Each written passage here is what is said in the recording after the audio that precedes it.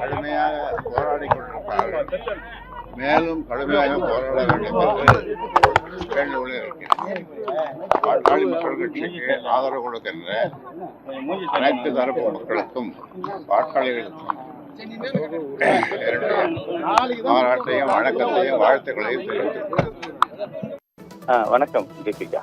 அதாவது பார்த்தீங்கன்னா கிட்டத்தட்ட பாமக நிறுவனர் ராமதாஸ் அவர்களுக்கும் அவரது மகன் அன்புமணி ராமதாஸ் இடையே பல கருத்து வேறுபாடுகள் இருந்த நிலையில தற்பொழுது அன்புமணி இல்லத்திற்கு அவர் தாயார் சரஸ்வதி அம்மாள் போய் சென்று பார்த்தது தொடர்ந்து இவர் சென்னையிலிருந்து பல கட்டங்களில் பல செய்தியாளரிடம் பேட்டி அளிக்கும் போது தற்பொழுது விரைவில் ஒன்று கூடுவார் என்ற கோணத்தில் பாமக நிறுவனர் செய்தியாளர் சந்திப்பு பேட்டி அளித்திருந்தார்.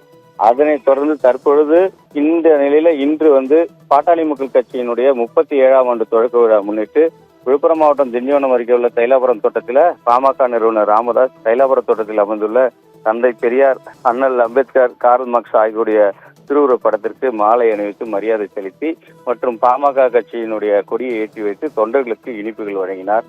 அதனைத் தொடர்ந்து காரில் புறப்பட்ட ராமதாஸ் அவர்களிடம் செய்தியாளர் கேள்வி கேட்டதற்கு நாளை பத்திரிகையாளர் சந்திப்பில் நாம தெளிவாக பேசலாம் என்றுதான் அவர் செய்தியாளரை மறுத்துவிட்டு சென்றார்.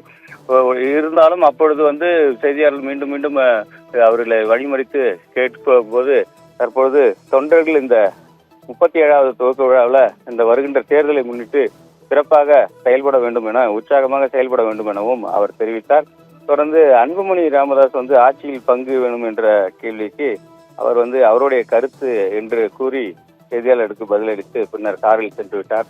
தொடர்ந்து பாமகவில் பல்வேறு இருவருக்கும் பல்வேறு பிரச்சனைகள் இருந்த நிலையில இன்று அன்புமணி ராமதாஸ் வருவார் என்ற கோணத்துல இங்க பாட்டாளி மக்கள் கட்சி இங்க தைலாபுரம் தோட்டத்துல தொண்டர்கள் உற்சாகமாக இருந்தனர்.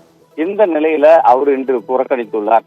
தொடர்ந்து அன்புமணி ராமதாசும் இருவரும் ஒன்றாகி இந்த விரைவில் வருகின்ற பூம்புகார் மகளிர் மாநாட்டில் ஒன்றாக ஒரே மேடையில் அமர்வார்கள், ஒன்று சேருவார்கள் என்ற கருத்தும் தற்பொழுது வெளியாகியுள்ளது தீபிகா.